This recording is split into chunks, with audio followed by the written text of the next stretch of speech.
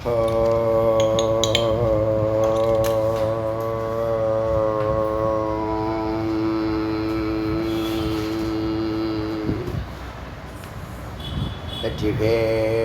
முருகனுக்கு ஏக குரு ஸ்ரீ ஸ்கந்த குருவே நமக. வந்தே குரு பரம்பரா. குரு பிரம்மா குரு விஷ்ணு குரு தேவோ மகேஸ்வரः குரு சாட்சாத் பரபிரம்ம தஸ்மை ஸ்ரீ குரவே நமः. குரவே சர்வலோகானாம் விஷ்ணவே பவரோதினாம் நிதயே சர்வவித்யானாம் ஸ்ரீ தட்சிணாமூர்த்தே நமः. ஓம் பத்ரம் கர்ணேகே சுனயாம தேவாः பத்ரம் பக்ஷ்யாமித்ரத்ராः ஸ்திரைரङ्गैस्तुष्टुवाग्मञ्चरुन्विः व्यसेम देवहितं यदायुः. स्वस्ति न इन्द्रो वृद्धश्रवाः स्वस्ति न पूषा विश्ववेदाः स्वस्ति न साक्षयो वैश्रवणीः स्वस्ति न बृहस्पतिर्दधातु. ओम शांति शांति शांति. இன்னைக்கு அன்னபூர்ணா உபனிஷத்தினுடைய 176 மந்திரங்கள்லேருந்து மந்திரத்திலேருந்து சிந்திக்கலாம். இதுவரை இந்த 175 மந்திரங்களில் இருக்கக்கூடிய விசாரங்கள்லேருந்து சாரமாக தெரிய வேண்டிய விஷயம் என்ன அப்படின்னு கேட்டால், பிரம்மலோகம்ங்கிற அந்த பிரம்மஸ்வரூபத்துக்குள்ளே நுழையிறதுக்கு ஒரு ராக்கெட் வேணும். அந்த ராக்கெட் ஞானயோகம் என்ற வாகனமாக இருக்கு. அந்த ராக்கெட் பயணிக்க 4 என்ஜினான்னு சொல்லக்கூடிய பிராணாயாமம், ஓம்கார ஜபம், தியானம், விசாரம். பிராணாயாமம் எதுக்கு, தியானம் எதுக்கு, ஓம்காரம் எதுக்கு, விசாரம் எதுக்குங்கிற விவரங்கள் இந்த உபநிஷத்தில் பூரணமாக எடுத்து சொல்லுது. இது கொஞ்சம் அகண்ட பார்வை, ஆழமான பார்வை, உயரத்திலேருந்து பார்க்கக்கூடிய பார்வையாக இருக்கும்போது இந்த 4 என்ஜினுக்கும் காரணத்தை சொல்லக்கூடிய மந்திரங்கள் தான் இதுக்குள்ளே மறைஞ்சிருக்கு. இதுதான் பாவரகசியம். அதாவது சப்தார்த்தம் பாவார்த்தம் தாண்டி ரகசியார்த்தமாக மறைக்கப்பட்ட மறைப்பொருளாக இருக்கிறது. இது இருக்கக்கூடிய மந்திரங்களை அலசி ஆராயும் போது பிராணாயாமம் மனதை சீர்நிலைப்படுத்த ஒரு பாதையில் செல்லக்கூடிய, சீராக செல்லக்கூடிய ஒரு அரிய காரியத்தை, வேறு எதுவாலும் செய்ய முடியாத ஒரு அரிய காரியத்தை பிராணாயாமம் மனதினுடைய வேகத்தை நிறுத்தி, ஏற்றத்தாழ்வுகளை நிறுத்தி, ஏன்னா இந்த மனம்ங்கிறது பிராணனால் வசீகரிக்கப்பட்டிருக்கு. இன்னும் சொல்லப்போனால் பிராணனால் கட்டப்பட்டிருக்குன்னு சொல்லலாம். பொதுவாக இந்த பிராணன் தன்னை 10 பிரித்து, முக்கிய பிராணன் 10 பிரித்து, பிராணன், அப்பானன், வியானன், உதானன், சமானன், கிருகரன், தேவதத்தன், நாகன், தனஞ்சயன்லாம் இப்படி இருக்குங்கிறதுல மிக முக்கியமான 2, 10 மிக முக்கியமான 2 ஒன்று பிராணன், இன்னொன்று அப்பானன். அப்பானனும் பிராணனும் நேருக்கு நேர் ஆப்போசிட்டாக வேலை செய்யுது. பிராணன் மேல் நோக்கி அதனுடைய சுபாவம் அக்னி போல் அப்படின்னு சொன்னால், அப்பானன் சதா கீழ் நோக்கியே பயணம் செய்கிறது. இந்த ப்ளஸ்ஸு மைனஸுன்னு தெரியுமா, ஒன்று தள்ளும் ஒன்று இழுக்குன்னு சொல்லுவோம்ல, அந்த கர்ஷனம் 2த்துக்கும் இருக்குன்னு தியானபந்து உபனிஷத்து சொல்லுது. ரொம்ப அழகாக சொல்லுது. அதனால தான் காற்று உள்ளே போகிறதும் வெளியில் வர்றதும். ஒன்று வெளியில் போகுதுன்னா அதை இழுக்கிறது அப்பானன். அப்பானன் கீழே இழுக்குதுன்னா நான் மேலே ஏறுவேன்னு சொல்கிறது பிராணன். அப்போ இந்த உள்ளே போகக்கூடிய காற்று உள்ளே வெளியேங்கிற ஒரு நிலை கடந்து மேலும் கீழும், அண்டத்துக்கும் பிண்டத்துக்கும், தலைக்கும் உடம்புக்கும் அப்படிங்கிற ஒரு நிலையில் அது சகசிராரம்னு சொல்லக்கூடிய அந்த சிவதலத்துக்கு செல்கிறது. பிராணனை கொஞ்சம் கொஞ்சமாக ஊர்தவகதி கொண்டு போகிறது உத்தமம். அந்த பிராணனை ஊர்தவகதினா பிராணனுக்குள்ள சைத்தன்யங்கிற சித்தம் இருக்குது. பிராணன் ஒரு வாகனம். அங்கே இந்த சித்த சத்தோடு சேர்வதற்கான வேலையே பிராணன் போனாதான். எங்கே கண்ணோ அங்கே கருத்து, அதாவது மனம். எங்கே மனமோ அங்கே பிராணன். கண்ணு போகிற இடத்துல கருத்து போகும், கருத்து போகிற இடத்துல காற்று போகும்னு ஒரு தமிழில் ஒரு ரிதமாக சொல்லுவாங்க. இப்போ நாம் இந்த மந்திரத்தினுடைய ஆதாரப்படி பேசும்போது இந்த பிராணனை கொஞ்சம் கொஞ்சமாக ஊர்தவகதி பண்ணணும். ஏன்னா சதா இந்த பிராணன் அபானன்கிற இந்த ரெண்டும் மாறி மாறி செயல்படுறதுனால இந்த மனதுக்கு ஓய்வே இல்லாத நிலை இருக்குது. அதனால் இந்த 10 பிராணனையும் ஒரு புள்ளியில் ஒடுக்கணுங்கிறதுக்கு தான் தியானம். ஒரு புள்ளியில் நிறுத்தணுங்கிறதுக்கு தான் தியானம். அது பேர் ஏகாகிரகம், ஏகாகிர சித்தம். அப்போ பிராணன் இந்த பயணத்தை சீராக செய்கிறதுக்கும் மனதை ஒரு நேர்கோட்டில் அழைச்சிட்டு போகிறதுக்கும் பிராணாயாமம் என்றால் ஒரு புள்ளியில் 10 பிராணனையும் ஒடுக்கி மனதை நிறுத்தி ஜீரோவாக்குற பூஜ்ய நிலைக்கு கொண்டு போவது தியானம். அப்போ பிராணாயாமம் என்ன பண்ணுது, தியானம் என்ன பண்ணுதுன்னு புரியுதா? அதனால் தியானத்தை அவாய்ட் பண்ண முடியாது, பிராணாயாமத்தையும் அவாய்ட் பண்ண முடியாது. அது ரெண்டுமே 2 இன்ச்சுனா என்ன பண்ணணும்? நீங்கள் ஏகாந்தமாக உட்காந்துருக்கும் போது நீங்கள் ஞானயோகங்கிற வாகனத்தில் பிரம்மலோகங்கிற ஒரு மண்டலத்துக்கு போகிறீங்க, ஒரு சொரூபத்துக்கு போகிறீங்க. உங்களுக்குள்ளே தான் அது நடக்க போகுது. ஆனாலும் இதுதான் வழிமுறைகள், இதுதான் அது. சரி, இந்த பிராணனை ஊர்தவகதிக்கு மேலே ஏற்றுற சிவதளத்துக்கு ஏற்றக்கூடிய அந்த தத்துவம் எப்படி அப்படின்னா அதுக்கு தான் வாஜி யோகம்னு சொல்லி ஒரு குதிரையினுடைய வேகத்தை கணக்கிட்டு அதை காற்றோட ஒப்பிட்டு அதை கொஞ்சம் கொஞ்சமாக அதை மேல் நோக்கி சில பயிற்சி முறைகளில் வாஜி யோகத்தில் பண்ணுறாங்க. அது முறையான பயிற்சியாளர்களை வச்சு கற்றுக்கணும். கேரளாவில் வடகரைங்கிற ஏதோ ஒரு ஊரில் ரொம்ப கட்டுப்பாடுகளோடு இந்த பிராணாயோகத்தை செய்கிறாங்க. இந்த பிராணாயாமத்தை பண்ணுறாங்க, வாஜி யோகத்தை பண்ணுறாங்க. ஆனால் என்ன மைனஸ்னால் அங்கே இறைவனுக்கு பிரியாரிட்டி கிடையாது. வாஜி யோகமே காற்றே எல்லாம் பண்ணிடணும் அப்படின்னு அவங்களுடைய அதுதான். இப்போ எல்லாருக்கும் ப்ராப்ளம் என்னன்னு கேட்டால் பக்தியும் யோகமும் ஞானமும் சேர்ந்தது தான் பூரணம்ங்கிறது தெரியலை. அதுக்கு உபநிஷத் ஞானம் வேணும்.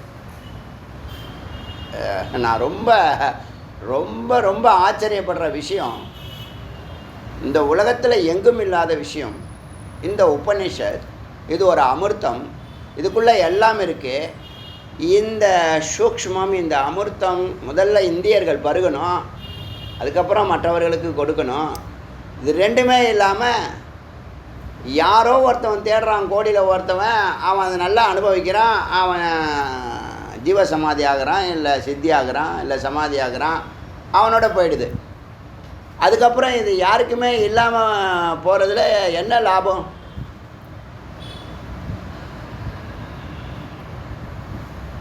பல கோடி ரத்தனங்களையும் வைரங்களையும் வைடூரியங்களையும் தன்னிடத்தில் வச்சுக்கிட்டு பிச்சை எடுத்துகிட்டு இருக்கோம் நம்ம. இது நீங்கள் பலமுறை கேட்டிருப்பீங்க. இந்த உபநிஷத்து ஆதாரத்தை வச்சு சொல்கிறேன். உபநிஷத்தில் சொல்லப்பட்ட சூக்ஷ்மம் எப்படி வழிநடத்தி அழைச்சிட்டு போகுது பாருங்கள். மந்திரம், பிராணாயாமம் எதுக்கு, தியானம் எதுக்கு, காற்று எப்படி மேலே ஏற்றணும். ஒன்றும் இல்லை, நீங்கள் கும்பகம் பண்ணால் ஆட்டோமேட்டிக்காக பிராணன் சகசிராரத்துக்கு ஏறும். பிராணாயாமத்தில் மெலோடியாக பண்ணுனா ஒரு நிலையில் பிராணாயாமம் பிராணன் சீராகி இடகளா பங்களா ரெண்டும் லாக் ஆகி சுஷ்மனா ஓப்பன் ஆகி காற்று மேலே ஏற பிராணாயாமம் கும்பகம் என்ன பண்ணுது, எந்த இடத்துல அதுக்கு ஓப்பன் ஆகுதோ வழி கிடைக்குதோ அந்த வழியில் அது என்ன பண்ணும், பயணிக்கும்.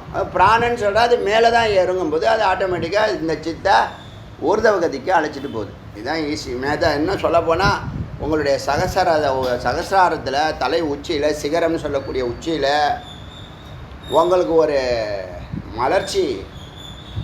மலர்ச்சியை நீங்கள் உணர முடியும். அவ்வளோதான் அந்த வார்த்தையினால் சொல்ல முடியும். அதுக்கு மேலே அதை சொல்ல முடியாது. ஒரு மலர்ச்சியை, ஒரு குறுகுறுப்பை, ஒரு மாற்றத்தை, ஒரு உணர்வை, ஒரு துடிப்பை, இதெல்லாம் நீங்கள் அங்கே சகசிராரத்தில் அறியலாம். ஞான யோகம் நினச்சி நம்ம சொல்லித்தரோம், சொல்லி கொடுக்குறோம், சொல்லித்தரீங்க. நீங்கள் என்ன இடையில யோகத்தை, ராஜயோகம், பக்தி யோகம், ஞான யோகம், ஒன்றுக்கு ஒன்று கனெக்ட் எடுக்கிற புத்தி நல்ல தெளிவாக இருக்கணும். ஏதாவது ஒரு சித்தாந்தத்தில் மாட்டிக்கூடாது. இந்த சித்தாந்தத்தில் மாட்டாமல் இருக்கிறது தான் வேதாந்தம். இதுதான் வேறுபாடு. இந்த சகுனம், ராமன், கிருஷ்ணன், முருகன், கணபதி, இவர் சகுனம் பண்ணால் கேட்டகரி பிரிக்கிறீங்க, வேறுபாடு உருவாகுது, கருத்து வேறுபாடு சண்டை சச்சரவு, பேதங்கள் ஏற்படுது. பேதம் பார்க்குறவன் அடிமுட்டாள்னு சொல்லுது வேதம். வேதம் எவன் பார்க்குறானோ அவன் அடிமுட்டாள், அவன் திரும்ப திரும்ப திரும்ப பிறப்பான், இடியட்டுன்னு சொல்லுது வேதம் பார்க்குறவனை. ஒன்றுதான் எல்லாமாக இருக்கிறதுன்னா அப்போ நீங்கள் பக்தியும் யோகமும் ஞானமுங்கிற மூணையும் ஒருங்கிணைக்கக்கூடிய புத்தி இருந்துச்சுன்னா, நுட்பம் தெரிஞ்சிச்சுன்னா, அப்படி சொல்லி கொடுக்கக்கூடிய சத்குரு கிடைச்சாங்கன்னா உனக்கு சித்தி நிச்சயம். எளிமையாக ஜெயிச்சிடலாம். ஒன்றுக்கு ஒன்று கனெக்ஷன் இருக்குது, ஒன்றுக்கு ஒன்று பிரித்து பார்க்கவே முடியாது. இப்போ ஞான யோகங்கிற ராக்கெட்டுக்கு இப்போ தியானங்கிறது என்ன பண்ணுது? ஏக்காகிற ஒரு புள்ளியில் பிராணனையும் மனதையும் நிறுத்துதா இல்லையா? இப்போ மனம் இல்லாமல் பண்ணணும், மனதை லயமாகணும், இல்லை மனம் நாசம் பண்ணணும். மனோநாசம் ஞானாக்னியினால தான் பண்ண முடியும், அது விசாரம். ஆனால் மனதை லயம் பண்ணலாம், மனதை லாக் பண்ணலாம், மனதை கைது பண்ணலாம், மனதை இல்லாமல் பண்ணலாம், மனதை கரைக்கலாம். அது தியானம். பிராணன் ஒடுங்க, மனம் 0, பிராணன் 0, சித்த விருத்தி எண்ணங்கள் எல்லாம் 0, வாசனா 0, 3 விஷயம் அங்கே 0 ஆகுது. மனம் தியானத்தில் ஏகாகிற புள்ளியில் 0வாக, பிராணன் 0 ஆகுது, வாசனா 0 ஆகுது. 3 விஷயங்கள் நடக்குது அங்கே. புரியுதா? அந்த நிலையில் நீ சொரூபமாக இருப்ப. அந்த நிலையில் நீ எடுக்கிற முடிவுகள் தெளிவாக இருக்கும். இப்போ இன்ஃபேக்சுவேஷன்ஸில் நிறைய பேர் மாட்டிக்கிட்டு வாழ்க்கையை வீணடிச்சிடுறாங்களா இல்லையா? அவசரப்பட்டு என் தான் தோண்டித்தனமாக என்னென்னமோலாம் நடந்து கடைசியில் என்ன ஆகுது? கடைசியில் இந்த அறிவு சொல்கிறது தான் சத்தியம், மனம் சொல்கிறது ஏமாத்துது அப்படிங்கிற அறிவு உனக்கே வரும், யாரும் சொல்ல வேண்டாம். உனக்கு அறிவு இருந்தால் அறிவு தான் மேலானதுன்னு நினைக்கும் போது, ஆகா நம்ம இன்ஃபேக்சுவேஷனில் மாட்டியிருக்கோம், மோகத்தில் மாட்டியிருக்கோம், கீழான பொருளுக்கு மேலான மதிப்பு கொடுத்து அதையே பிடிச்சிட்டு தொங்குறோம், சாகிற வரைக்கும் விட மாட்டேன். என்ன நன்மை இதனால் என்ன நன்மை? நான் ஒரு முடிவு எடுத்துட்டேன், நானே என் பேச்சை நானே கேட்க மாட்டேங்கிறதெல்லாம் அறிவீனம். எது மேலான அறிவோ அதை நீ ஏற்றுக்கணும், அதில் அப்டேட் பண்ணிக்கணும், அதுபடி தான் போகணும்.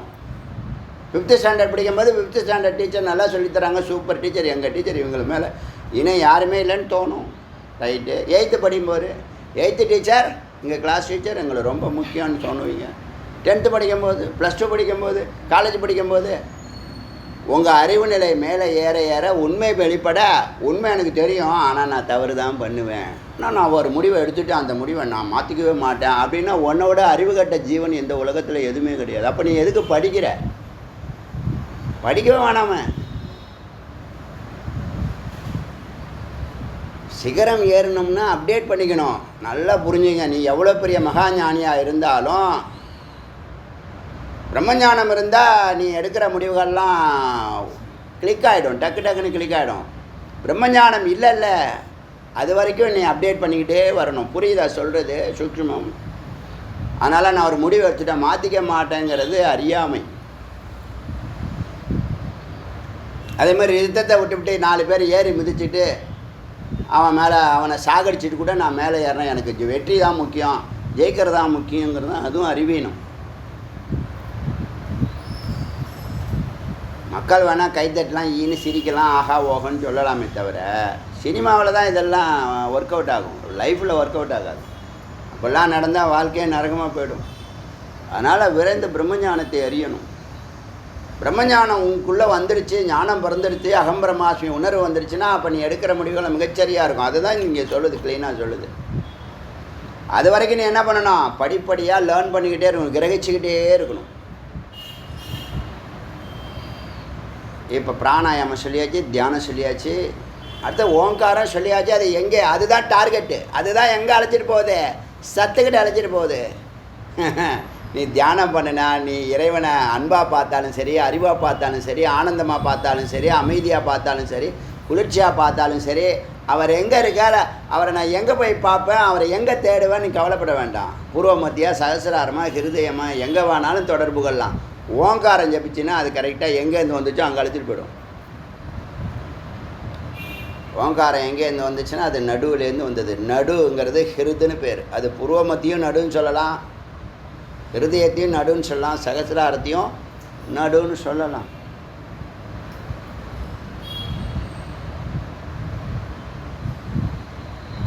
அதையே பழசையே பிடிச்சிட்டு தொங்குறேன்னா நீ பழமைவாதின்னு பேர். உனக்கு ஒரு முத்திரையை குத்தி வரம் கட்டிடுவான், லாய்க்கு இல்லைன்றான். அதே பிரம்மஞானம் இருந்தால் அது பழசுக்கு பழசு, புதுசுக்கு புதுசாக இருக்கும். இதான் அங்கே இருக்கிற விசேஷம். அதனால் பிரம்மஞானத்தை அறிஞ்சு அதுக்கப்புறம் நீ எடுக்கிற முடிவுகள் மேலானதாக இருக்கும். அதனால் அது தவறு இல்லை. அவசரப்பட்டு முடிவு எடுத்தால் மாட்டிக்குவோம்.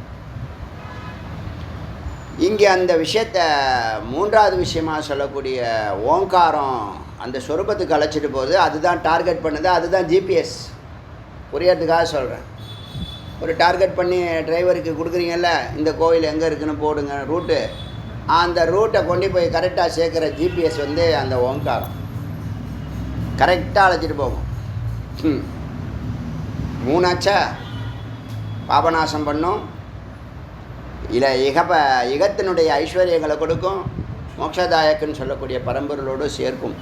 மூணாச்சா இது மூணுமே முக்தி கொடுக்கறது. எப்போ கொடுக்குன்னு சொல்ல முடியாது. ஆனால் விசாரம் சத்தியோ முக்தி கொடுக்கறது. அதுக்கு தான் விசாரம்.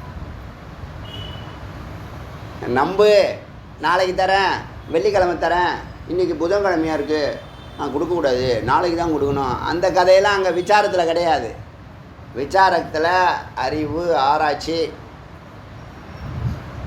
அப்படி நல்லா நுட்பமாக கூர்ந்து கவனித்து இவங்களை சிகரத்துக்கு அழைச்சிட்டு போகக்கூடிய நிரந்தரமான நிலையை கொடுக்குற, நிரந்தரமான இந்த அஞ்சையும் அறிவு, அன்பு, அமைதி, குளிர்ச்சி, ஆனந்தத்தை நிரந்தரமாக பண்ணக்கூடியது விசாரம். ஏன்னா அதுதான் ரியலைசேஷன் ஆகணும். நீங்கள் வந்து தயாரிக்கலை, கற்பனை பண்ணலை, உங்கள் மேலே ஏற்றி வைக்கல, இப்படி ஒரு வேளை நீ செயற்கையாக நினச்சிக்கோ அப்படிலாம் சொல்லலை. நீ யாருங்கிறத நீ தெரிஞ்சுக்கோ. நீ தெரிஞ்சுக்கிட்டால் அது பேர் ரியாலிட்டி. ரியாலிட்டியை தெரிஞ்சுக்கிட்டால் ரியலைசேஷன். இருக்கிறத ரியாலிட்டி, அதை நீ அறிஞ்சின்னா ரியலைசேஷன். அதுக்கு விசாரம். இப்போ பிரம்மலோகங்கிற அந்த ஸ்வரூபத்துக்கு ஞானயோகங்கிற ராக்கெட்டு வாகனங்கிற சொன்னது கரெக்டாக புரிச்சா? இந்த ராக்கெட்டெல்லாம் முன்னாடியே சொல்லியிருக்கேன். ஒரு 1500 ஆடியோக்கு முன்னாடியே சொல்லியிருக்கேன். இந்த என்ஜின்லாம் முன்னாடியே சொல்லியிருக்கேன். இது உறுதிப்படுத்துகிறேன். இது நாலுமே அவசியங்கிறத உறுதிப்படுத்துகிறேன். இந்த மனநத்தில் ஃபுல்லாக ஒன்றுக்கும் வெர்டிக்ட், இறுதி முடிவு, சுப்ரீம் கோர்ட்டு ஜட்ஜ்மெண்ட் மாதிரி இந்த உபநிஷத்தினுடைய மந்திரங்களை எடுத்து சொல்லி, அப்புறம் நான் தனியாக பேச போகிறேன், தத்துவமசியில் பேச போகிறேன், மந்திரங்களோடு பேச போகிறேன். இதெல்லாம் அதுக்குள்ளே இறுதிப்படுத்துறது, அரிய விஷயங்களை இறுதிப்படுத்துறது, உறுதிப்படுத்துறது, உறுதிப்படுத்தி இறுதிப்படுத்துது. அதுக்கு மேலே இன்னொன்று நீ சந்தேகமே பட வேண்டாம். ஏன்னா மந்திரங்கள் நமக்கு ஆதாரமாக இருக்குது.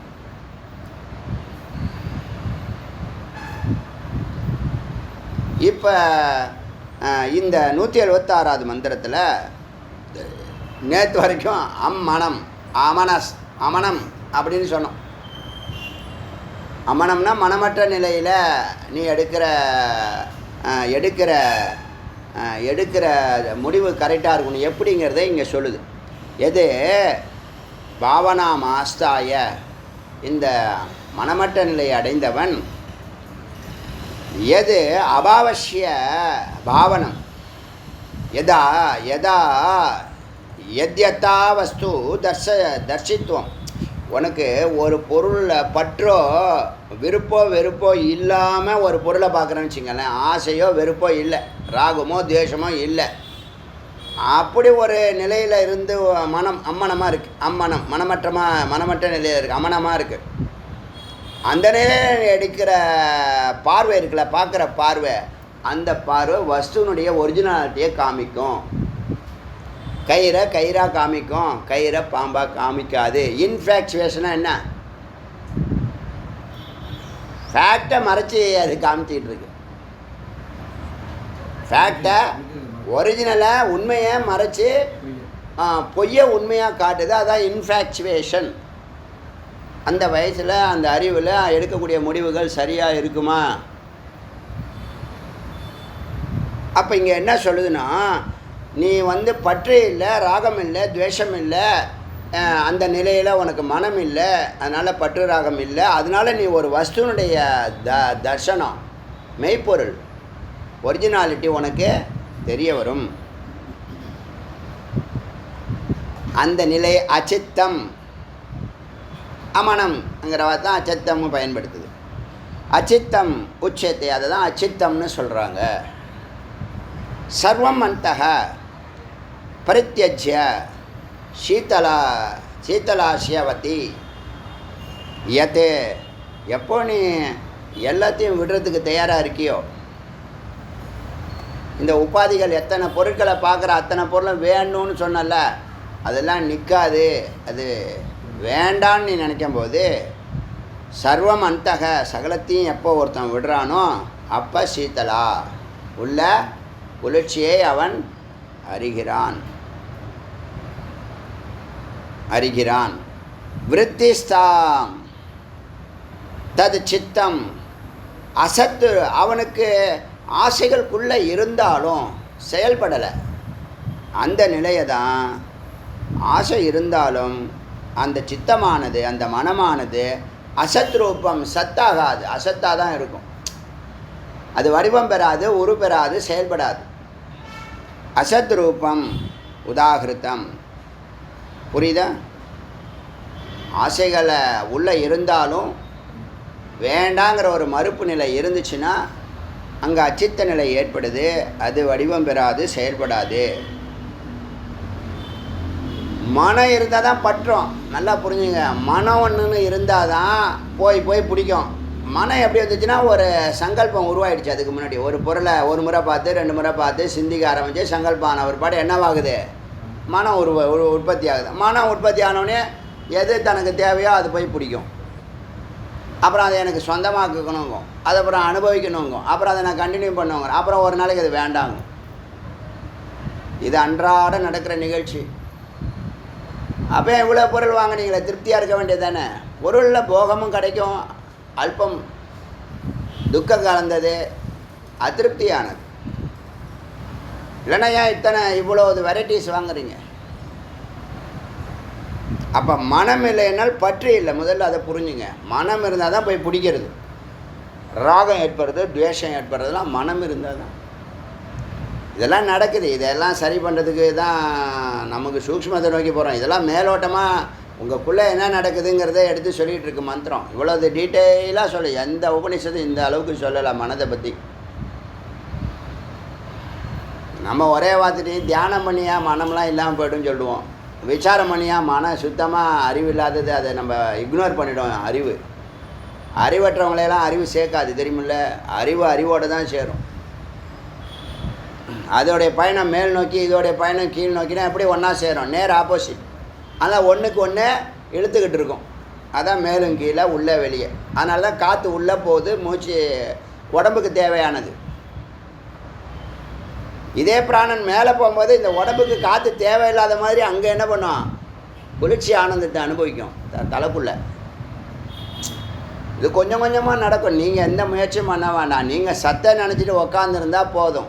இவங்க சொல்லக்கூடியதெல்லாம் கொஞ்சம் என்னது செயற்கையாக தான் நான் பார்க்குறேன். புரியுதா?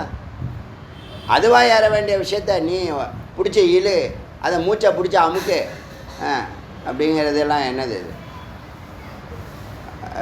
என்னை பொறுத்த வரைக்கும் செயற்கையாக தான் நான் நினைக்கிறேன். நீ சத்தோடைய கிருப்பையாக வாங்கினா அதுவே தானாகவே ரூட்டெல்லாம் கிரியேட் பண்ணி அதை ஓப்பன் பண்ணிவிட்டு அதுவே மேலே ஏறிடும். இது ஒரு எளிமையான சூக்ஷ்மம். அது புரியிறப்ப புரியட்டும் உங்களுக்கு. ஆசையற்ற மனமற்ற நிலையில் பொருளின் மெய்த்தன்மை புலப்படும். ஒத்துக்கிறீங்களா? எமோஷன் இருந்தால் தானே, காமக்ரோதாதிகள் இருந்தால் தானே நீங்கள் படபடப்பு, பதட்டம், குழப்பம், பயக்கம்லாம். ஸோ ஆசையற்ற மனநிலையில் பொருளின் மெய்த்தன்மை புலப்படும். அதனால் அதனை அச்சித்தம் என்பர். அதான் without emotion making decision is சக்ஸஸ்ஃபுல்லாக இருக்கும். தெளிவான உயர்ந்த முடிவு எடுக்கப்படும் வித்தவுட் எமோஷன். அச்சா, இப்போது பிரஷ்ட பீஜ உபமா ஏஷாம் புனர்ஜனம் வர்ஜிதாக. இப்படி ஆசைகள் வறுக்கப்பட்ட ஒருத்தவனுடைய சித்தானது புனர்ஜன்ம வர்ஜிதாக, மீண்டும் மீண்டும் பிறக்காது.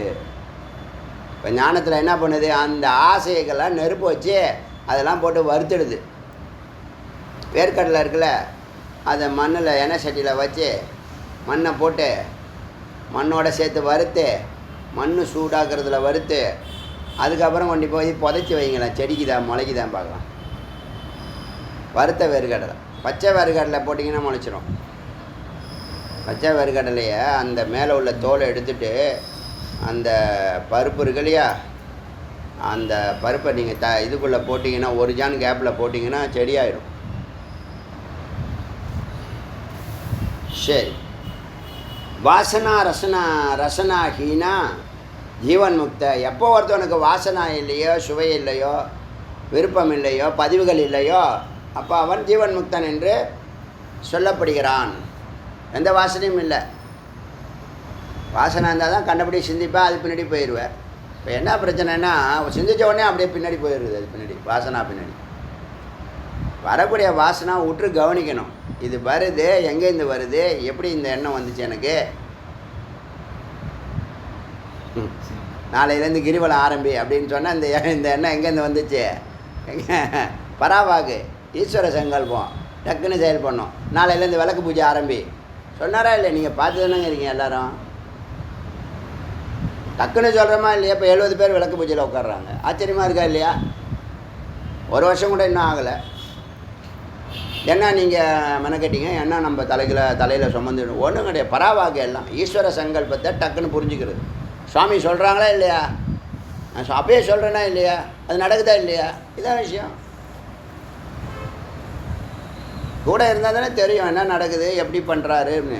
நான் ஒன்றுமே பண்ணுறதில்லை. நம்மளை வச்சு அவன் செய்கிறான், நம்மை வைத்து செய்கிறான். அதான் சத்தியம்.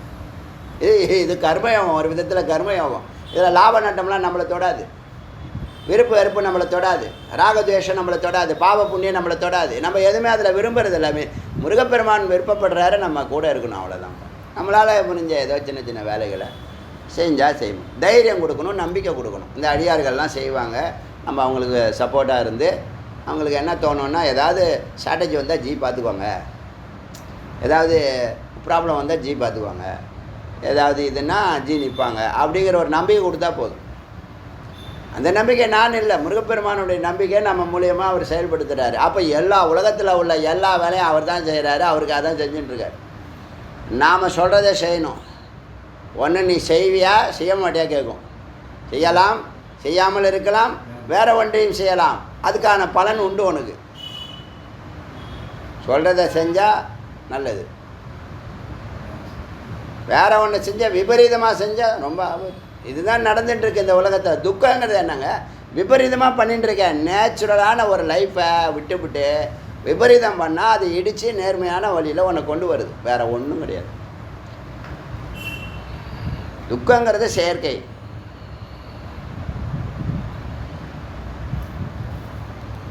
ஸோ பிரஷ்ட பீஜோ அது பார்த்தோமா, வாசனா ரசனா இதெல்லாம் போனதுன்னா ஜீவன் முக்தன்னு சொல்கிறாங்க. சத்வரூப பரிப்பிராப்த சித்தாஸ்தே ஞானபாரகாக அச்சித்தா இதி கத்தியந்தே தேகாந்தே வியோமரூப்னக. சத்வரூபது சத்தை பரிப்பிராப்த அடைந்த பின்பு, நன்றாக அடைந்த பின்பு, சத்தை சித்து அடைந்த பின்பு, சத்வரூப பரிப்பிராப்த சித்தத்தினால சத்தை நன்றாக அறிந்து பூரணமாய் அறிந்தால் அடைந்தான்னு அர்த்தம். சத்தை அறிதல் அடைதல். ஈஸ்வரனை அறியணும்னு சொல்லுது, தியானம் பண்ணாதன்னு சொல்லுது. தியானம் பண்ணுறதுன்னா விருப்பம் இருந்ததுன்னா ஈஸ்வரன் ஆனந்தமாக தியானம் பண்ணு.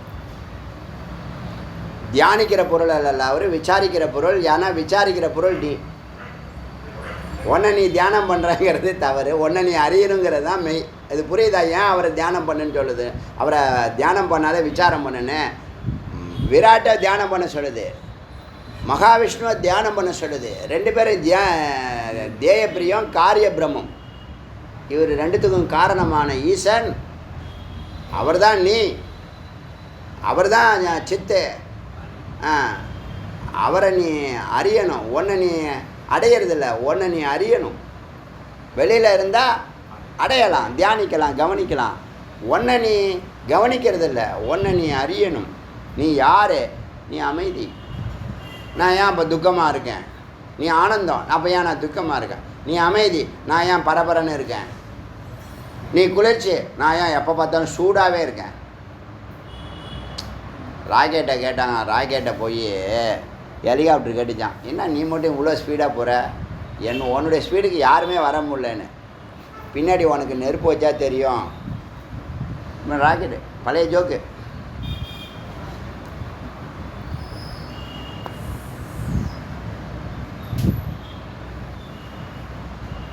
அதனால் சத்வ ரூப பரிப்பிராப்தி, சத்தை நன்றாக அறிந்து பெற்ற சித்தானது அந்த நிலையில் ஞானபாராகா என்னது?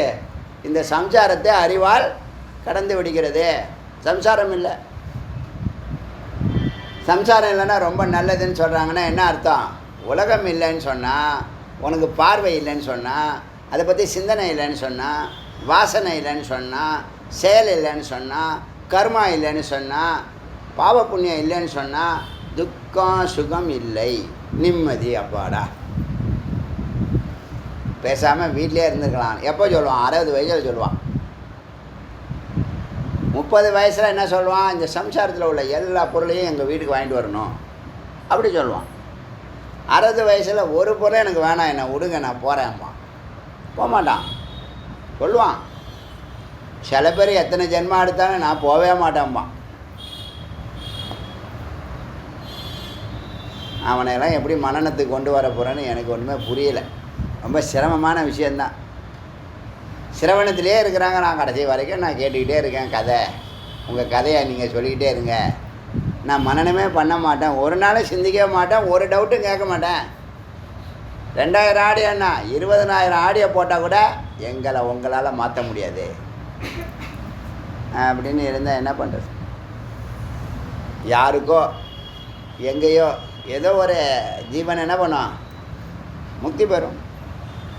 அவங்களுக்காக பேசுகிறேன், புரியுதுல்ல? ஞானபராகாக, ஞானத்தினால கடந்தவர்கள். அச்சித்தா இதி, இங்கே தான்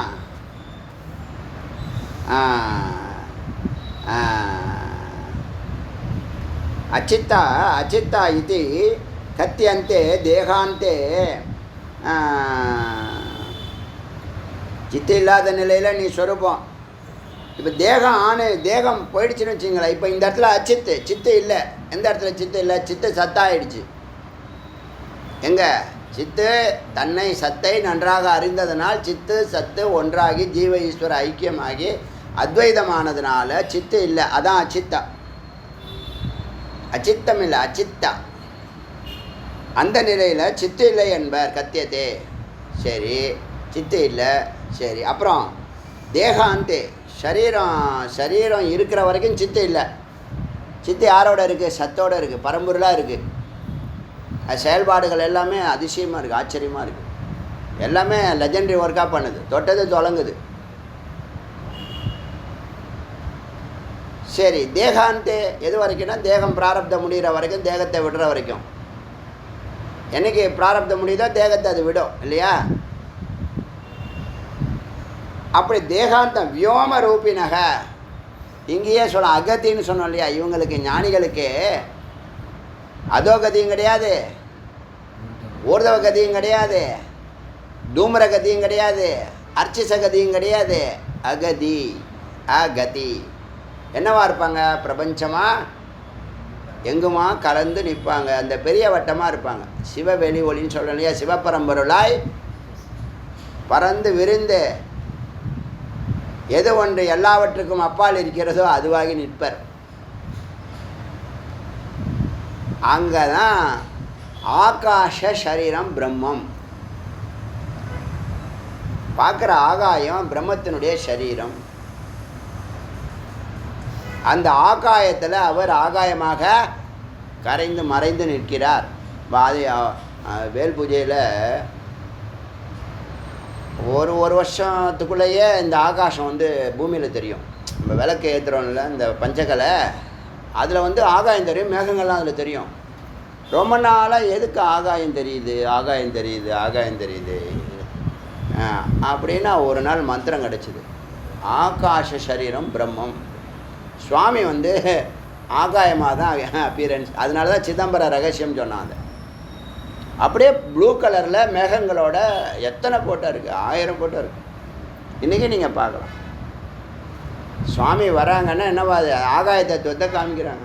அதுதான் பிரம்ம ரகசியம், அதுதான் சிதம்பர ரகசியம். மந்திரம் தெரிஞ்சிருந்துச்சுன்னா வந்திருக்கிறது யாருன்னு தெரியுது. அவர் நிர்குணமாக இருக்கேங்கிறத காமிக்கிறார். இல்லை நான் சகனமாக வந்தால் தான் எனக்கு புரியும்னா சகனமாகவும் வரார். நீ எப்படி கேட்குறியோ அப்படி வரார். ரிஷிகளாக எத்தனை ரிஷிகள் வராங்க. நான் ரவுண்ட் பண்ணுறதுலாம் கிடையாது. இப்போது என்றைக்காவது ஒரு நேரம் இருந்தால் ரவுண்ட் பண்ணுவேன், இல்லைன்னா இப்போ நேரமே இல்லை. இந்த ஃபோட்டோவை ஃபார்வேர்ட் பண்ணுறதுலே எனக்கு அவ்வளோதான் இல்லை, இஷ்டம் இல்லை. போய் படுத்து தூங்கினா போதும்னு தோணும். அதையும் தாண்டி அந்த ஃபோட்டோ ஃபார்வேர்ட் பண்ணுங்கிறது கண்ணு மூடிடும். அது தூக்கம் வரும்போது தூங்கினா தான் உண்டு. உங்களை மாதிரி சாப்பிட்டோன்னே தூங்குறவன் கிடையாது நான். உங்களுக்கு எப்படி தான் அந்த ஆனந்த கடவுள் உங்களுக்கு வரம் கொடுத்துருக்காரு. சாப்பிட்டு தூங்கு, சாப்பிட்டு தூங்கு. பூனை சாப்பிட்ட இடத்துல தூங்கிடுமா.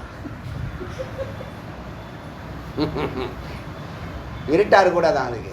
இருட்டாக தான் இருக்கணும், வெளிச்சமாக இருக்கக்கூடாதான். உடனே லைட் ஆஃப் பண்ணு, சவுண்டில் இருக்கக்கூடாது. இன்னும் இவங்க விட்டு பெட்ரூம் மாதிரி நினச்சிட்டு இருக்காங்க. இவங்க வேனில் உட்காந்துருக்கதே மறந்துட்டாங்க. நிறைய பேர் அப்படி தான் சுற்றின்னு இருக்கான். அதெல்லாம் ஒரு முடிவு காட்டுறேன். என்னாச்சுன்னா இப்போ என்னாச்சுன்னா அச்சித்த நிலை வந்துடுது. சித்து இல்லை, சித்து என்னவாயிடுச்சு, சத்தாயிடுச்சு. ஆனந்தமாக இருக்குது. இப்போ தேகத்தை விடும்போது வியோமரூபினக பிரபஞ்சமாக, ஆகாயமாக, வெட்ட வெளியாக, சிவவெளியொலியாக அது கரைந்து நிற்கிறது. அப்போ மறைஞ்சிடுச்சுன்னா இல்லைன்னு அர்த்தமா? இருக்கு, காட்ஸ் பார்ட்டிக்கலாக இருக்குது. இப்போ அதுதான் என்ன பண்ணுவோம், மறுபடியும் சுவாமி சங்கல்பம் பண்ணாங்கன்னா அந்த வேலை யாரா பண்ணுறீங்கன்னு கேட்டால் நான் பண்ணுறேன்னு எல்லாம் கை தூக்கணும். யாராவது கை தூக்கணும், நம்ம பேசாமல் இருப்போம். அப்படி இருக்கக்கூடாது. அப்படி இருந்தான்னா யார் பேசாமல் இருக்கா அவங்கள கூப்பிடுவார் அவர். நீ என்ன கை தூக்க மாட்டுற, எப்போ பார்த்தாலும் ஏமாத்துற, நீ போயிட்டு வா பூலோகம். பூலோகமா அவ்வளோதான். பூலோகத்துக்கு ஒரு சரீரம் எடுக்கணும். புரியுதில்ல? இங்கே இருக்கிற கட்டுப்பாடுகள், ரூல்ஸ் அண்ட் ரெகுலேஷன் இதெல்லாம் அவனுக்கு புலப்படாது. அப்புறமா கொஞ்ச நாளில் அவன் என்ன பண்ணுவான், 22 வயசு, 42 வயசு, 52 வயசு வரைக்கும் அவனுக்கு புலப்படவே படாது. என்ன நடக்குதுன்னே தெரியாது. ஒரே மயக்கத்துலேயும் குழப்பத்துலேயும் தான் போவான்.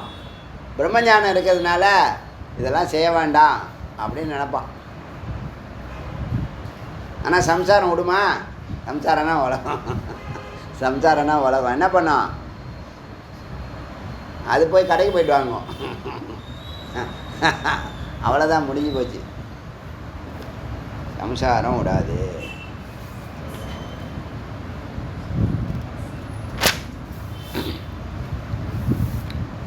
சம்வேத்திய சம்பரித்யாகாத் பிராண ஸ்பந்தனம் வாசனே சமூலம் நஷ்யத. நன்றாக அறிந்ததுனால சம்வேத்திய, நன்றாக அறிஞ்சதுனால சம்பரித்யாகாத், எல்லாத்தையும் விட்டதுனால இந்த சம்சாரத்தை விட்டாச்சு. பொய் தான் எனக்கு தெரியும், ஆனால் அது நாங்கள் ஞாயிற்றுக்கிழமை சாப்பிட்லன்னா எங்களுக்கு ஒத்து வராது அப்படின்னு சொல்லாமல் சம்பரித்யாஜ, நன்றாக அறிந்த பிற்பாடு அது பொய்யே தீங்கு செய்யுதுன்னு தெரிஞ்சோம். இல்லை நான் என் வார்த்தையை நானே அப்படின்னு சொல்லக்கூடாது. சம்வேத்திய சம்பரித்யாகாத், இந்த ஆசைகளை, உணர்வுகளை நன்றாக விட்டால் பிராணஸ்பந்தனம் வாசனை ரெண்டு தானே மனம் உற்பத்தி ஆகிறதுக்கு காரணம். எது? பிராணஸ்பந்தனம். பிராணன் சித்தத்தில் உள்ள எண்ணங்களை தூண்டி விடுது, மனதை தூண்டி விடுது. இந்த மனமும் பிராணஸ்பந்தனம் தான் என்ன பண்ணுது? செயல்பட இப்போ பொறிப்புலன்களை இயக்குது. அதனால் இந்த உடம்பு சரீரம் செயல்பட ஆரம்பிக்குது. இந்த 2 தான் பீஜம்.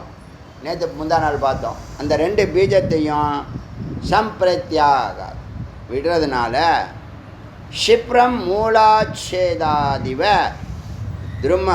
துருமக இந்த சம்சார மரமானது க்ஷிப்ரம் வேகமாக மூலாச்சாதி மூலத்து வேரோட இந்த ஆசைகள், இந்த மனம், இந்த வாசனைகள் எல்லாத்தையும் வேரோடு அழிக்கப்படுகிறது, பிடுங்கப்படுகிறது.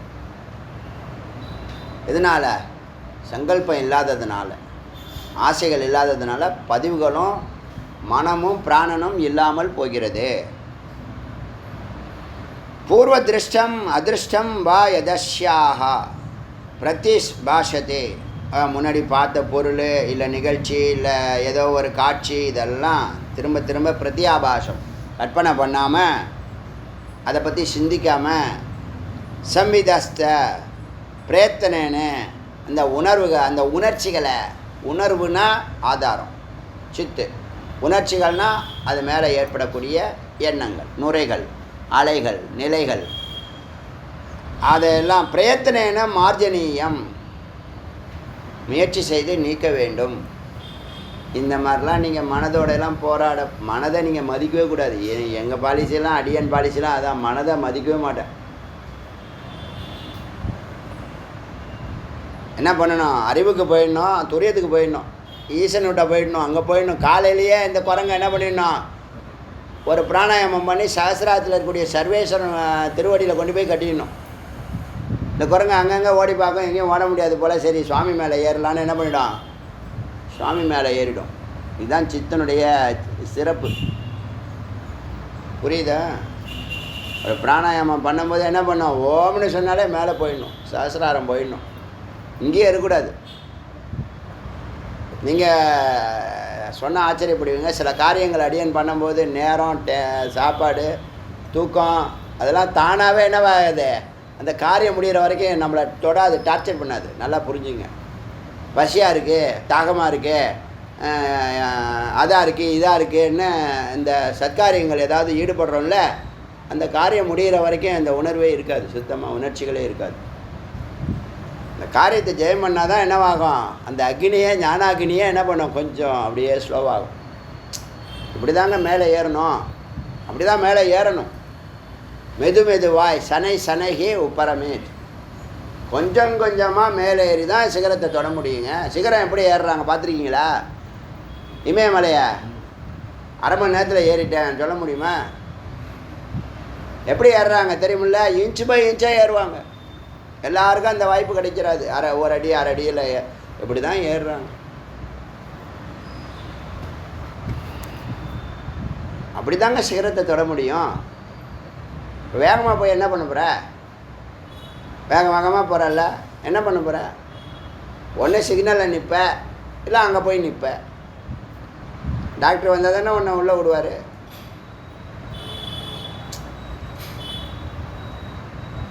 வேகமே வேண்டாம். அதனால் பிரயத்தனேன மார்ஜனீயம் விஜானதா, நன்றாக அறிந்து இவற்றையெல்லாம் நிற்க வேண்டும். இந்த எப்பயுமே மனதை நீங்கள் மதிப்பு கொடுத்தா தான் அது ரொம்ப ஆடும். அதெல்லாம் இக்னோர் பண்ணிட்டு வேலையை பாருங்கள். புரியுதா? ஒரு டார்கெட் வச்சுங்க. இந்த டார்கெட்டை ரீச் பண்ணணுச்சா மனமே இல்லாமல் போய்டும். சுத்தமாக இல்லாமல் பதியை அணுக பாசம் விழுகும்.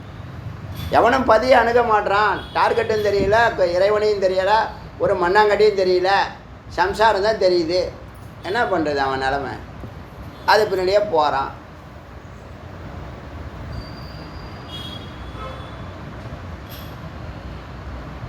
அதான் சங்கல்பம் நிறைய கூடாதுன்னு சொன்னது. 1, 2, 3 குடும்பத்துக்கு 1, தொழிலுக்கு 1, இறைவனுக்கு, அதாவது தனக்கு 1, ஆத்மாவுக்கு.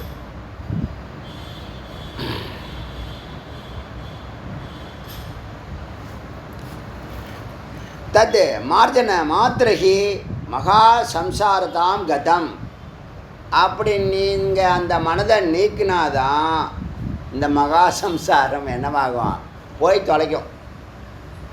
மகா சம்சாரம் போகுமா நாம் போகணுமா? சம்சாரம் போகணுமா நாம் போகணுமா? சம்சாரம் போகணுமா? நீங்கள் போனால் தான் சம்சாரம் போகும். புரியுதா சொல்லுது? நீங்கள் சத்தை நோக்கி போனீங்கன்னா சம்சாரம் இல்லாமல் போயிடும், உலகம் இல்லாமல் போயிடும். சம்சாரத்தை நான் அப்புறமா நான் சாமியை பார்க்க போகிறேன்னா சம்சாரம் போகவே போகாது, ஒன்றை போகவும் விடாது. அதனால் நீங்கள் பிரம்மத்தை நோக்கி பயணித்தால், குறிக்கோளை நோக்கி பயணித்தால் என்ன சம்சாரம் போகும். அது சொல்லுது, தது மார்ஜனம் மாத்திரஹி மகா சம்சாரம் கதம். இந்த மனதை நீக்கினாதான், வாசனைகளை நீக்கினாதான், அதுக்கு தான் துறவுன்னு சொன்னாங்க. இப்போ புரியுதா துறவு எதுக்குன்னு? சந்நியாசம் பண்ணாதான் இறைவனை அடைய முடியும்னு சொல்கிறாங்கல்ல. சந்நியாசம்னா துறவுன்னு நீங்கள் அர்த்தம் வச்சுருக்கீங்கல்ல. அந்த துறவு எதுக்குன்னா இதுக்கு தான். என்ன பண்ணும்? தடை ஏற்படுத்தும். துறவு பண்ணலைன்னா தடை ஏற்படுத்தும். அது பின்னாடியே சிந்திச்சு உன்னுடைய பிராரப்தம் முடிஞ்சிடும், செத்து போயிடுவா, மறுபடியும் பிறப்ப. அதனால் சந்நியாசம் எடுக்கிறவங்க அதி புத்திசாலி, அது புரிஞ்சுக்குங்க. அதில் வெற்றி அடைகிறவங்க அதை விட அதி புத்திசாலி. சந்நியாசம் எடுக்கிற எல்லாரும் புத்திசாலியாக மட்டும் இல்லை, சித்தி அடையணும் இல்லையா, முக்தி அடையணும் இல்லையா? புரியுதா சொல்கிறது? நீங்கள் சந்நியாசம் எடுக்கிறது உயர்வான டெசிஷன். ஏன்னா இதுக்குள்ளே போய் நீ எல்லா அவசியங்களும் பட்டு அதுக்கப்புறமா இதில் ஒன்றும் இல்லை, சரி கொஞ்சம் கடமைகள்லாம் செஞ்சோம், அப்போ இனிமேல் நம்ம என்ன பண்ணலாம், இறைவனை சிந்திக்கலான்னு. நான் என்ன சொல்கிறேன், அதுவும் வேண்டாம் இதுவும் வேண்டாம். இறையும் தேடு, இறைவனையும் தேடு.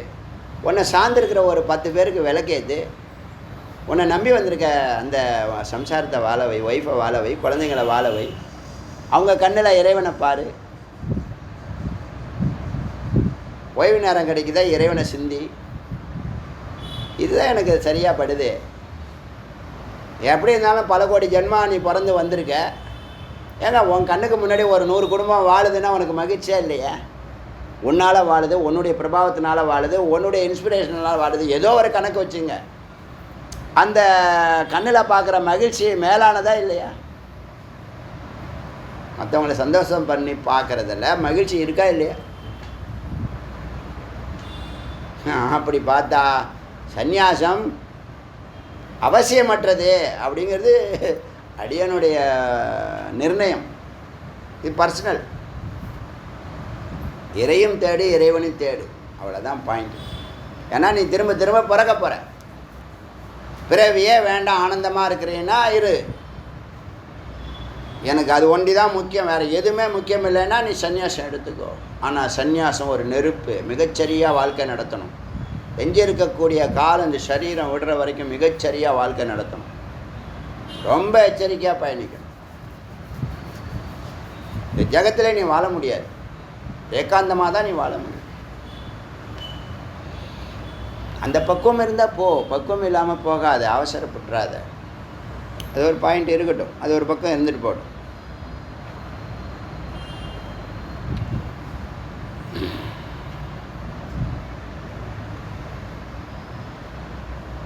அதானா ஒரு உன்னத நிலை, அதை புரிஞ்சுக்க. அது எல்லாராலும் உள்ளே போக முடியாது, அதுக்கு சொல்ல வரேன். ஞானம் இருந்தால் போகலாம்.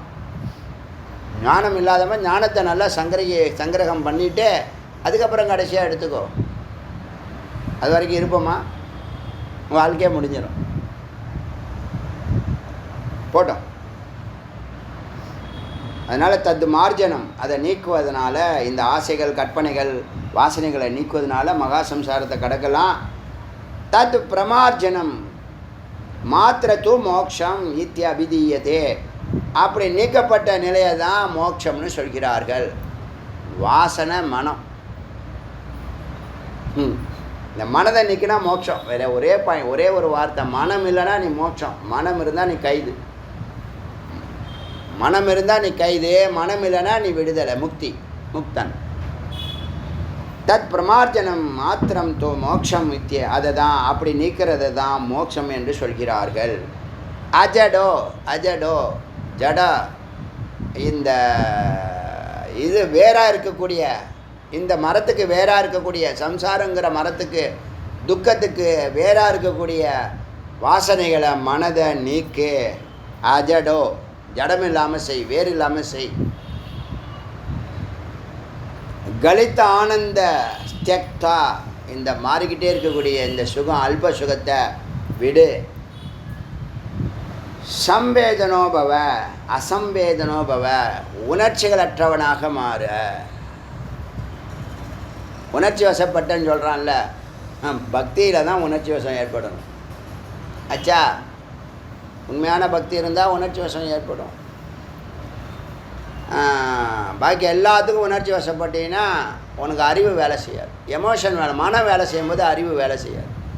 அறிவு வேலை செஞ்சால் மனம் வேலை செய்யாது. இங்கே ப்ராப்ளம் அதான். மனம் எமோஷனலில் தான். இப்போ இந்த பஞ்சமா பாதகம்லாம் பண்ணுறது எதனால? எமோஷன் தான். அறிவு இருந்தால் பண்ணுவானா? அறிவு என்ன பண்ணும்? மனதை இல்லாமல் பண்ணிடும். எமோஷனில் நிறைய பேர் மாட்டிக்கிறான்.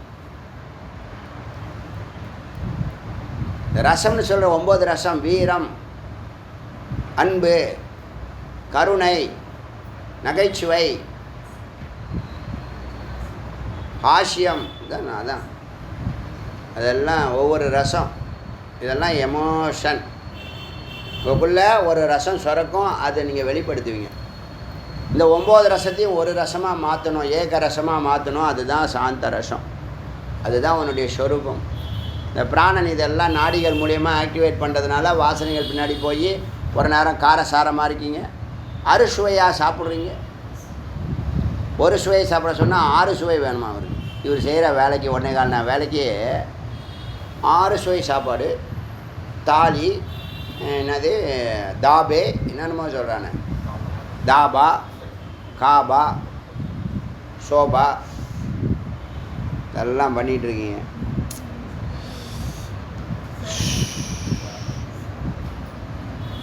தெக்த சம்வேதனா, இந்த எமோஷனலை விட்டிங்கன்னா சம்வேதனோ பவ, அதாவது அஜடா மாறு. வேறற்றவனா, சம்சாரத்துக்கு வேறற்ற ஒரு உணர்வு நிலைக்கு போயிடு, சித்தாயிடு, மனமாக இருக்காது. சம்வித் வஸ்து தசாலம்ப சா யஷ ஏகனா வித்தியதே, அப்படி நன்றாக அறிந்தவனை மீண்டும் அதை பாதிக்கிறது இல்லை.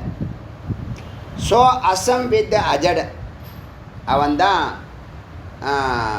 சம்சாரம் இல்லாதவன், ஆசைகள் இல்லாதவன், வாசனா இல்லாதவன், மனம் இல்லாதவன். அஜடு புரோக்தக என்று சொல்வார்கள். அந்த நிலையில் அவன் சித்தா இருக்கான். அவன் மேலே இருக்கக்கூடிய மனம், அகங்காரம், புத்தி, சித்தம் எல்லாம் போச்சு. சூழ உடம்பு, சூக்ஷ்ம உடம்பு, பொறி, புலன்கள் எல்லாம் என்னது, ஒன்றும் வேலை செய்யலை. புரோக்தக சொல்கிறார்கள். குருவன் காரிய சதான்யபி, அந்த நிலையில் அவன் 100 வேலை செஞ்சாலும், அவன் சித்தாகி அவன் 100 வேலை செஞ்சாலும் ஒரே புலன்களுடைய உணர்ச்சிகள் அவனை பாதிப்பதில்லை, பற்றுவதில்லை. அவன் வேலை செய்கிறான், ஆனால் பற்றுட்டு செய்கிறான். நம்ம வேலையெல்லாம் கூட பாருங்கள், ஒரு உள்நோக்கம் இல்லாமல் செய்வோம். அப்படி ஒரு உள்நோக்கம்னா ஈஸ்வர சங்கல்பம் தான் உள்நோக்கம். ஒரே உள்நோக்கம் ஈஸ்வர சங்கல்பம், பராசங்கல்பம். அதை நிறைவேற்றணும். அதுக்கு தான் நாம் இருக்கோம். நாங்கள் எதுக்கு உக்காந்துருக்கேன் 30 வருஷமாக? பல முறை சொல்லியிருக்கேன். நான் ஏங்க இவ்வளோ வருஷம் இருந்தேன்னு எனக்கே தெரியாதுன்னு சொல்லியிருக்கேன்.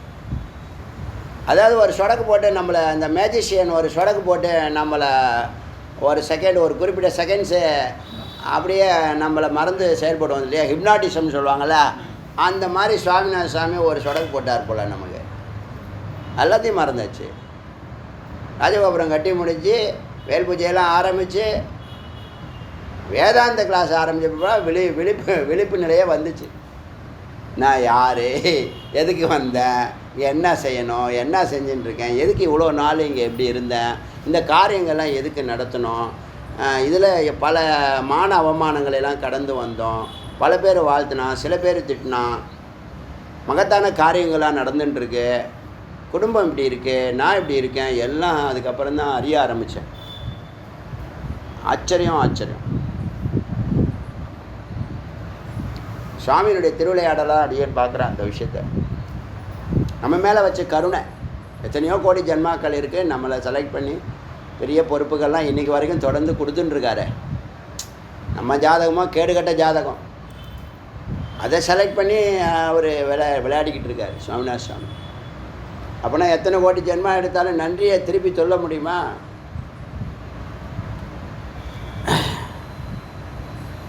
அதனால் இங்கே என்ன ஆச்சுன்னு கேட்டால், 100 வேலை செஞ்சாலும் அவனுக்கு எந்த பற்றும் இருக்காது, லாப நட்டம் இருக்காது, குறிக்கோள் உள்நோக்கம் இருக்காது, கள்ளங்கபடம் இருக்காது, யதார்த்தமாக இருப்பாங்க. அதெல்லாம் தானாக நடக்கும். உலகத்துக்கு என்ன தெரியும்னா, இவர் தான் நடத்துகிறாரு எல்லாத்தையும் அப்படின்னு சொல்லுவாங்க. இவருக்கு பின்னாடி ஒருத்தர் சொன்னால, அவங்க பின்னாடி யாரோ இருக்காங்க. ஒருத்தர் வந்து கேட்டார், இவ்வளோ மகத்தான காரியங்கள் நடக்குது, எப்படி உங்களுக்கு யார் சொல்லித்தரா? யாரோ ஒருத்தவங்க உங்களுக்கு பின்னாடி இருக்காங்க. பின்னாடி பார்த்தா முருகன் படம் தான், அந்த பெரியவர் மூலவர். சொன்னால் நம்ப போகிறதில்ல, சொன்னேன் அவர் தான் பின்னாடி இருக்காருயான்னு. அது எங்களுக்கு தெரியும், உங்களுக்கு யாரோ பின்னாடி இருக்காங்க, சொல்லுங்கள் அவங்க யார்? இப்போ அவர் கேட்டு என்ன தெரிஞ்சுக்க போகிற? தெரிஞ்சுக்கிட்டு என்ன பண்ண போகிற? இந்த கேள்வியே தப்பு. உனக்கு பின்னாடி யாரோ இருக்காங்க, அது யாருன்னு கேட்குறதே தப்பு. தப்பா ரைட்டா? யார் இருந்தால் உனக்கு என்ன? சில பேர் சௌக்கியமானு கேட்பான். நான் சௌக்கியமாக இல்லை, என்ன பண்ண போகிறேன்? 3:30 மணி 4:30 மணிக்கு சாப்பிட்டியான்னு கேட்பான். சாப்பிட்டீங்களான்னு கேட்பான். டிஃபன் சென்டரில் என்ன டிஃபன் சாப்பிட வந்தீங்களான்னு கேட்பான். என்னத்தை சொல்கிறேன் அவனு? எதோ ஒன்று பேசி தொலைக்கணும்னு ஏதாவது ஒன்று கேட்டு தொலைக்கிறது, அர்த்தம் இல்லாமல். அது வரைக்கும் இருக்கட்டும். எத்தனை பார்த்துருக்கோம் தெரியுமா? 176 ஆரம்பித்தோம்ல, 184 எத்தனை மந்திரம்? அது 1 2 தெரியாது. 184 வரைக்கும் இப்போ பார்த்துருக்கோங்க. 176ல் 184 கலிங்க. இது சொல்கிறதுக்கு இவ்வளோ நேரமா?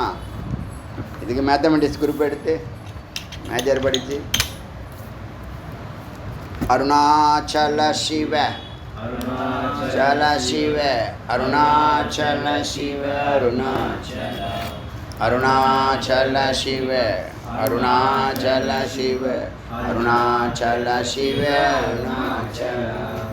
அருணாச்சல சிவ அருணாச்சல சிவ அருணாச்சல சிவ அருணாச்சல சிவேல் முருகனுக்கு அருவாய் அருவாய் உலகாய் இலகாய் மருவாய் மலராய் மணியாய் ஒளியாய் கருவாய் உயிராய் கதியாய் விதியாய் குருவாய் வரு